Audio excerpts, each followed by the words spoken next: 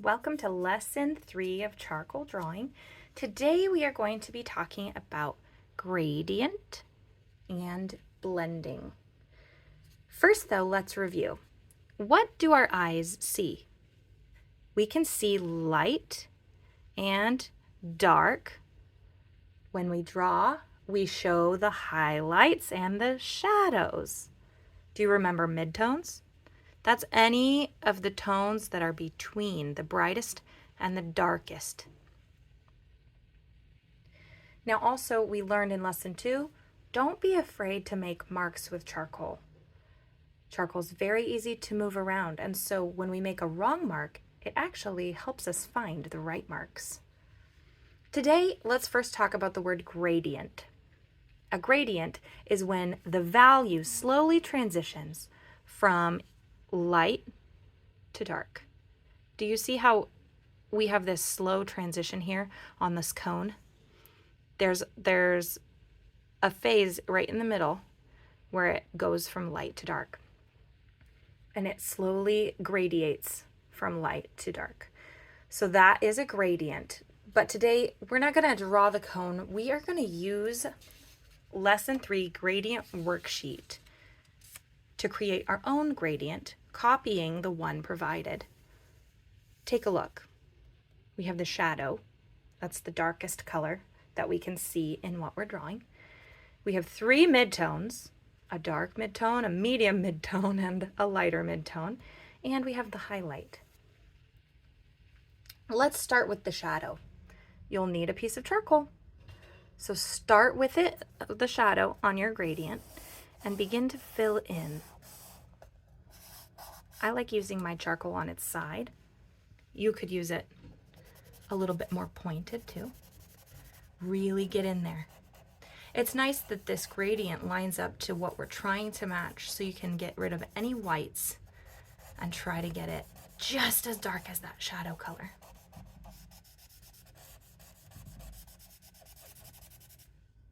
Pretty good. If you have a little extra charcoal dust, I would just lift it up and tap it off. You can see it kind of over here. Now let's go for a midtone. If you can notice, it's lighter. Look closely if you need to. Do your best to match what you see. And of course, you can blend these. You can use your finger to smoosh it around. I don't need to yet.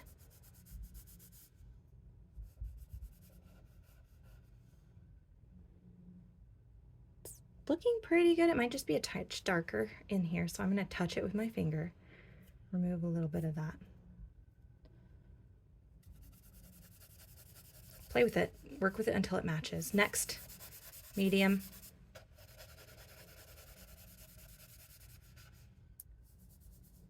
Now notice here, I am going to use my finger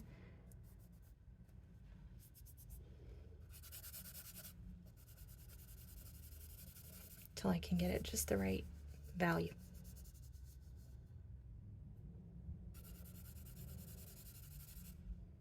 If your finger's picking up too much material, like we've seen mine doing, I recommend you grab your tortillon, because this blending stick doesn't take quite as much charcoal off the page. So if you're struggling, because that finger, the fingers will take off a lot. I'm happy with that. Moving on. Now you'll notice on this, it's right away too dark. That's okay. Now maybe my finger will help me get it right.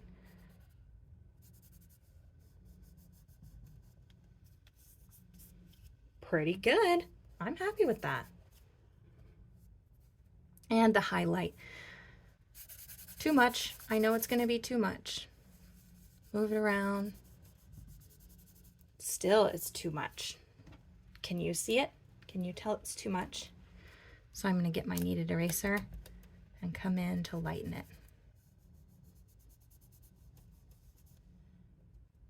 All right.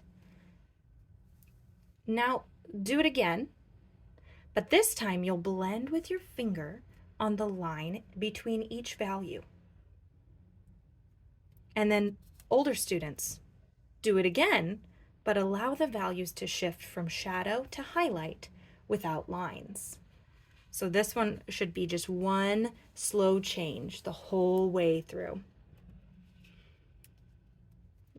When you're done with your lesson 3 gradient worksheet, you can move on to our blending worksheet. The blending worksheet has an outline of the donut demonstration from last class, along with a reference photo so that you can remember what it was shaded like. You get to try it. So what you will do is block in the different values. If you need to go back to the donut demonstration, go ahead. I started with the shadows, and then I did midtones, and last were the highlights. So you'll block in the different values, and then you'll blend between them to soften the line using your finger. Just another quick example for you guys if you're wanting to see. Again, using the charcoal on its side so that it covers a lot of space. As I'm doing this, I am glancing up here, checking the reference photo to see kind of how to fill it in. Where did those values go again? Now I'm gonna do the midtone, lighter pressure, lighter pressure, lighter pressure. And I think there maybe add a little bit of midtone here. And then, like I said, go in with your finger, soften everything. And there you have a donut. You can go in with your eraser if you need to. I see a couple of things here that stand out to me that need to be lightened up. And there you have it. This week, I want you to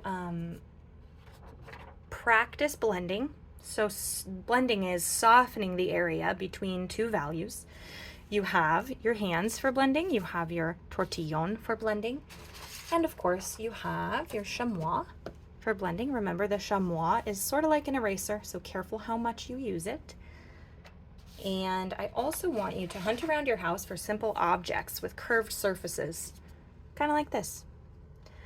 Light them with a flashlight. You could use a glass or a cup, but not glass. A pillow maybe, a ball, a pot.